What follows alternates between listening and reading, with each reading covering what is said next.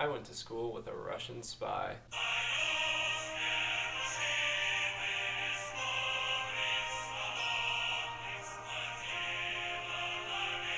Okay, to give you a little bit of background on this, basically during the school year in my writing class, there was this kid who would never show up, and when he did, he would just make sarcastic ass remarks the whole time. I'm not going to say his name because I'm afraid the Russian government's going to come after me, but basically he would hardly ever show up. He had a perfect grade in the class pretty much. I don't know how he did that, but I think that'll further support the conspiracy. Okay, so after obtaining my information from a very reputable source,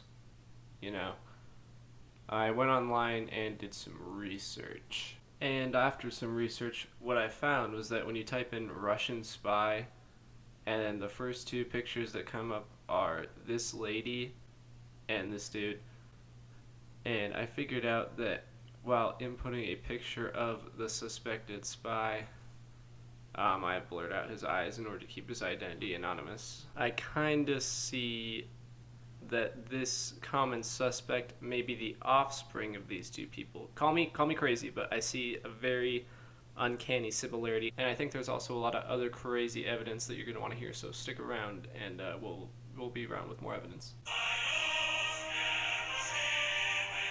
Okay, so out of the few days that he was in class, he always had Dutch Bros with him. So, the Dutch drinks that he was getting costed about $5 a piece. The average days required for a school year is about 180 throughout the United States. So let's say that he came to school for 60 days. So if we do the simple math there of 5 times 60, because he had one every single day, that's 300. That's actually not that much money at all.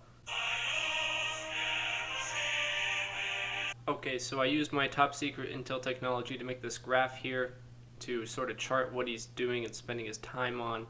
As you can see, he spends hardly any time in class, a lot of time out of class, which brings me to my next point. How does he get such good grades when he's never in class? See, my theory here, it's a little out there, but I think you roll with it. The Russian government basically fixes his grades in exchange for intel. The next thing. He supposedly works at IHOP, but is IHOP really IHOP? Or is it an incredibly complex anagram that has many pathways leading up to the confidential truth? Let's find out. IHOP backwards is POHI. POHI is slang for a physically or otherwise handicapped individual. For example, watch out, you wouldn't want to run into that bus full of POHIs. Handicapped. What do we know about the handicapped? Well, handicapped people have always been treated poorly in the state of Russia. When typing in Russia into the Spotify search bar, one of the first things that comes up is Calm Before the Storm. Now, what is the calm before the storm? I think I know what the calm before the storm is.